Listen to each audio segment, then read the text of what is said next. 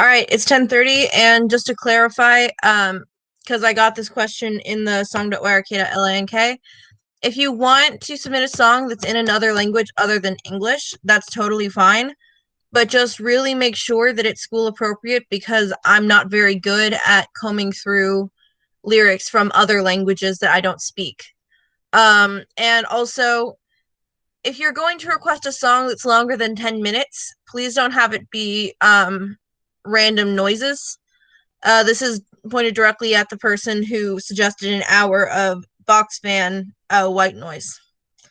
Thank you. Thank you, Francis. Kate and Kevin are still in New York, so I'll be running break today. Mr. Martin, I see that you have an announcement. Yes, thank you. Our artist for the day is Mahona, and so I'm going to share her work with you real quick. Mahona is a senior, and she is doing AP 2D design, and she works mostly in digital. And her concentration has to do with dancing, and I think the health benefits of dancing, the mental benefits of dancing.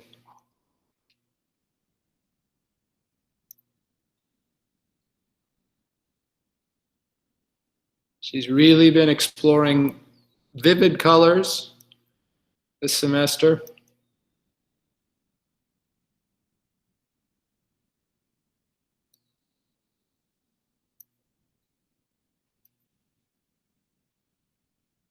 The fear of dancing.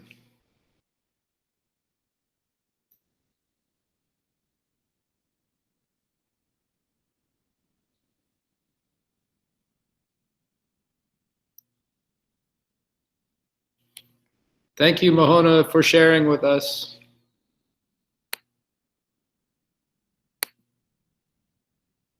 Yes, thank you, Mahana. It's so nice to be able to see all your pieces presented, even in your class, or even being in her class. You don't see all of her art pieces, so it's amazing to see all of her beautiful work. Dr. Ketty. Thank you, Lily. So over the weekend, the Critical Issues Forum had closure on 2 years worth of work. So I just wanted to give you a glimpse of what they've been doing so you can fully appreciate the extent of their accomplishment. So the presenters here are listed here, all seniors. And there were researchers last year as well who have since graduated, and we have some new club members as well.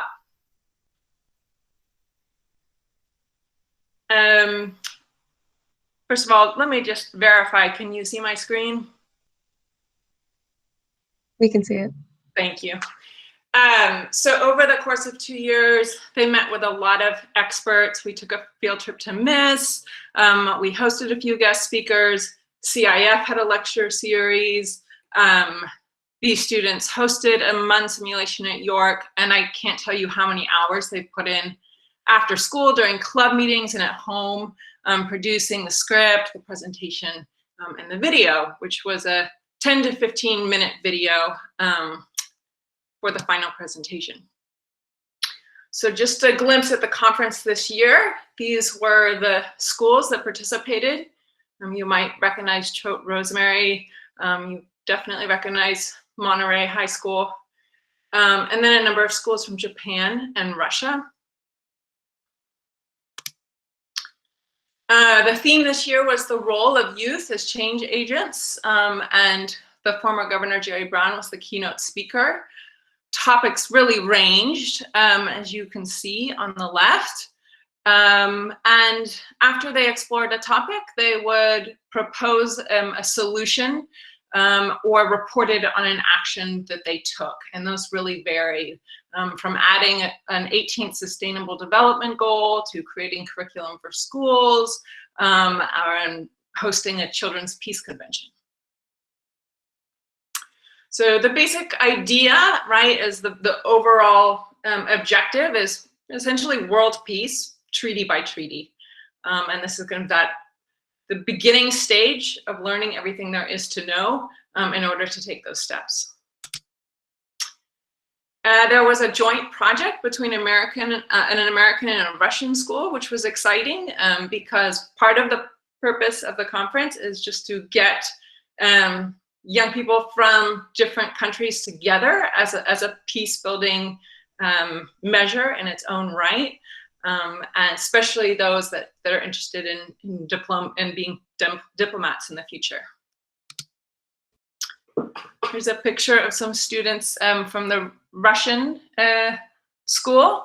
You can see on the right, this is probably where they have their English classes because they have the American flag and the Golden Gate and the American seal. There's a couple of girls from Nagasaki that presented on a topic that wasn't dissimilar from our own. And the girls from Hiroshima school that come every year. And then York's presentation, which I will say was smart, it was substantive, it was polished, it was professional, it was well produced. So they have a lot to be proud of. They were examining the systemic causes of nuclear armament beyond those of national security. So they looked at the military-industrial complex, which in short means a lot of people are making a lot of money off of producing and selling weapons. Propaganda,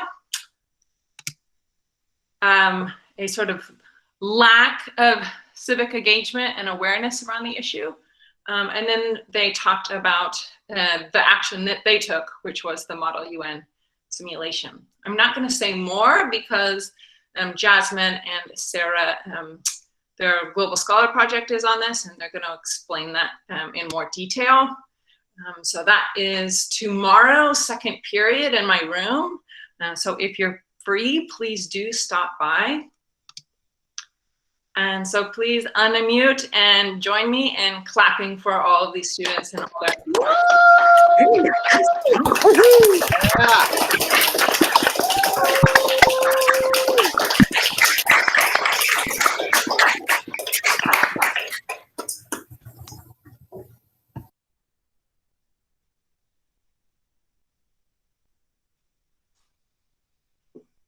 That's awesome. Yeah. Congratulations to Dr. Cicchetti and this fabulous team of students.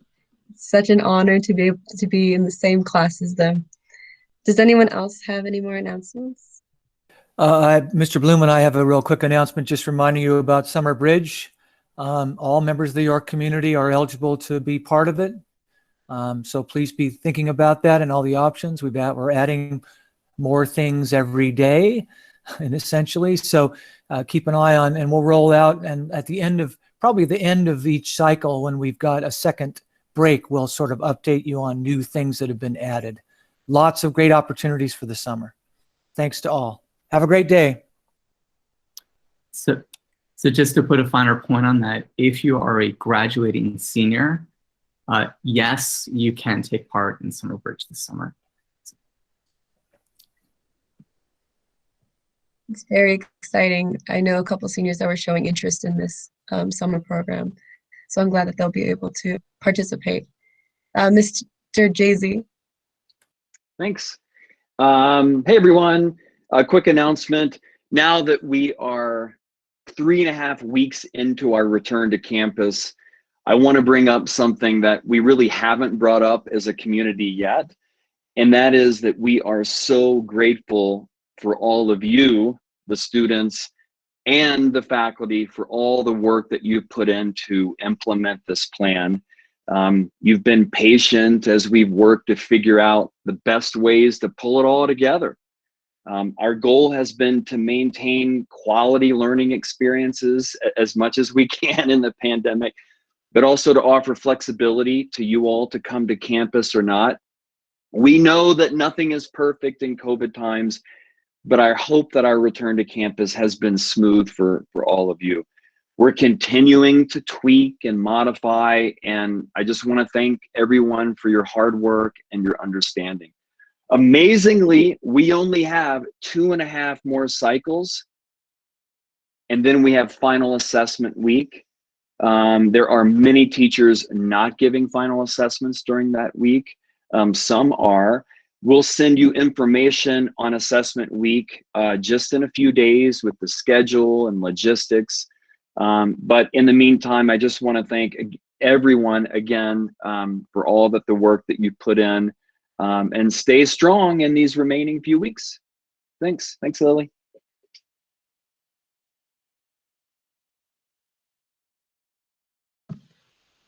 Thank you, Jay-Z. Yeah, personally, my experience going back to campus has been really nice. So if anyone's on the verge of thinking, I do recommend, but of course, safety first. So, and I want to thank you all too, as well, faculty, for being flexible and understanding as well.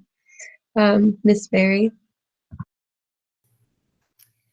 So in our continued celebration of National Poetry Month, Maya Brent Nurse has volunteered to read an original poem today. So if we can, Maya, are you there? You ready to go? Yes, can you hear me? Yes, I can hear you. Okay, All right, take it away. thank you. Okay. The strings of life suffocating under the pressure, the truth that they may never reach the surface. The pull so strong as I turn my eyes to the surface above. Is it too far to reach, too far to grasp? I'm trying to grasp the air that is escaping so fast. It climbs, spiraling upwards, tormenting me with the loss of it. The loss of clear vision takes effect as the foreground swirls into nothingness. As I lose the grasp of air, the pressure begins to take effect. The feeling of it everywhere, the pressure to take a breath, and finally I cave. I cave and all the pressure is released and my body becomes a part of it all. A part of the waves and the water. I made a mistake. I took a breath. I can feel the water everywhere, and then the air comes back and I can breathe. Thank you.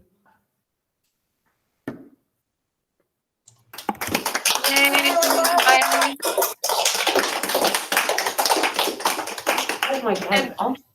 Maya, was that the duplex poem that we wrote in Lit Mag the other day, that form we tried? Yes. Awesome. This is a very cool form. I'm going to jot a note about it in the chat for everybody. Thank you, Maya, for sharing. I've always been a fan of your poetry. Are there any more announcements? I have a quick one. Okay. Hi everyone. I don't know if you know, but this week we're going to be doing like a little mini spirit week in celebration of Earth Day, which is on April 22nd. So this week we invite you all to wear kind of earth-inspired clothes. So like colors like brown, greens, blues, or if you have like thrifted clothes too. And then on Tuesday and Thursday, so Tuesday for 8th, 9th, and 10th graders, we're going to be hosting a little like plant potting. So that'll be at the amphitheater, and student council will provide soil and the seeds. But we do recommend if you could bring your own pots. We will have some extras in case you don't have any, but it would be great, just a little terracotta one if you have one, or even an old bowl or dish would work. And then on Thursday, it will be the same thing in the amphitheater for 11th and 12th graders. So yeah, I hope you guys all participate. And on a separate note for activism, I'm going to see if I can present this tab. Here we go. Okay, can you guys see this? Yeah? Okay. So I don't know if you guys remember last year, but we participated in Promote the Vote, organized kind of by Monterey County Elections, and York School actually won. So we're hoping to continue that legacy, and essentially Promote the Vote aims to promote awareness of voter pre-registration and registration for those 16 and up, and for those that are not eligible to vote, to show your support and why you will be voting over social media. And obviously you can do both. So as some of you might recall from last year, you can create a post basically tagging York School and Monterey County elections, and with the hashtag promote the vote, and explain why you vote, why you will vote, anything of that nature. And so this will go on from today to April 30th. So I hope you guys all participate. Let me know if you have any questions. Just reach out to me over email or whatever platform is easiest for you. And yeah, I hope you guys participate. Thank you. Thank you, Courtney. Are there any more announcements? I have just a brief announcement, Lily. I just want to Take it thank away. everybody who has participated this year on SHIELD. As you may know, SHIELD is York's ambassador program, and student ambassadors play a really critical role in helping communicate the York story to prospective families and students, hosting students, and guiding families at events, and being available for families and new students so that they can have a successful transition to York School. It's been a very different year because most of our events have been virtual, so we have not been able to utilize all of the students that were accepted for SHIELD this year, but that's our plan for next year. So Mr. Wilcox and I will be making some further announcements shortly about reapplying to SHIELD for next year. And also just want to plant the seed for you all that are on SHIELD this year. We may need every single student who is on SHIELD this year to help with commencement as we finalize those plans. And so I just want to make sure that if you are on SHIELD, you're thinking about your willingness or readiness to return to campus to help us with commencement. We're very excited that we get to offer commencement this year in the fashion that we would like to have commencement, and we'll have updates on that in the coming weeks. So stay tuned for more information about SHIELD, and thank you to everybody who has been able to assist SHIELD this year. It's been really valuable, and we appreciate your contributions. Thank you, Mr. Raymond, and thank you, SHIELD members. Are there any more announcements? Okay, if not, we have a sophomore speech, and I believe it's Chamberlain Key. Oh my gosh. I'm going to unmute.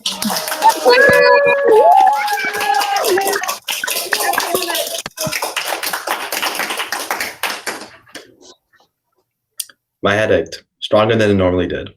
I tossed and turned in my bed, knowing I was going to regret my next decision. I need to do my homework, I thought to myself. I need to do this. 5 minutes later, I was fast asleep. I woke the next morning in a cold sweat. Uh-oh, you've got to get going.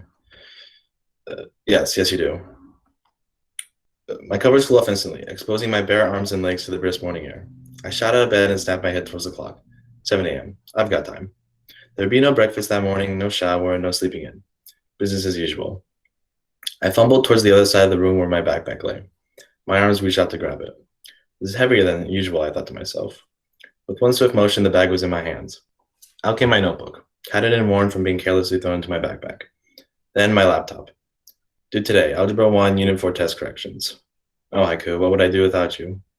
I quickly pulled up the assignment to see how many problems I had to solve. I groaned when I saw 18 questions and only a couple of hours left before school started. Did I really want to do this, I thought to myself? Of course not, but I did it anyway. Time has been a battle I fought ever since the first time I can remember getting a bad grade in school and all the guilt and humiliation that comes with it. It never seemed to affect anyone else either. All my friends were able to turn their homework in on time, and even if they didn't, they still received an above average grade. Am I just average, I would think to myself? Of course not. All my teachers told me I was bright, and so did my parents, so that must mean I am, right? Well, as time went on and nothing seemed to change, it turns out they were working towards something that never fully resonated with me. It's a bitter thing, school that is, jealousy too. I don't want to be jealous of an A+, but I can't help it. Even though a teacher, friend, or parent won't say it, that's the expectation. That's the letter that everyone strives for. And what happens when you don't meet that expectation? Well, keep trying and trying over and over again until the thought becomes so deeply implanted in your mind that you can never let it go. At a certain point, I began to get sick of business as usual. Some days I wouldn't turn in my homework, and even if I did, it was often underdeveloped. But I quickly began to learn that putting little to no effort into my work didn't make much difference. I felt the same as if I had put all my effort into it. And the homeworks and the grades stayed the same too. A C- and a B+ mostly mean the same thing when compared to an A. Less than satisfactory. Average. Still, my heart would race when the teacher handed back tests, and immediately drop when they handed me back mine. As time went on, I began to learn that if I tried to forget about it, it would sting a little bit less. Easier said than done, I know. But once I committed myself, it became easier and easier to let go of the pain that came with comparisons. And in that ignorance, as others would probably call it, I was able to discover my true passions. Through after-school clubs with my friends and creative projects, there was no shortage of fulfillment. Most notably, my after-school robotics club in middle school significantly helped me to get through those 3 years. It encompassed everything I valued. I was able to spend time with my friends, working on something we were all passionate about, and enjoy the small moments in between the chaos of school and competition. Through that and other passions, I was able to spend time with my friends and build connections, which helped alleviate the torment a little bit more. Now, the world isn't perfect, I know, but I've discovered that thoughtful ignorance, as I like to call it, the state of being fully present but not fully distressed, has been my saving grace. Letting go of an imaginary score on an assignment that I had no passion for opened my eyes to other opportunities. I would never have been able to find my love for simpler things, discover what I'm truly intrigued by, or enjoy the smaller moments in life if I was still stressed over what grade I got on my test last week. So, after the next inevitable average grade, I'll sit back, relax, call one of my friends, and do something I'm passionate about, thoughtfully ignorant.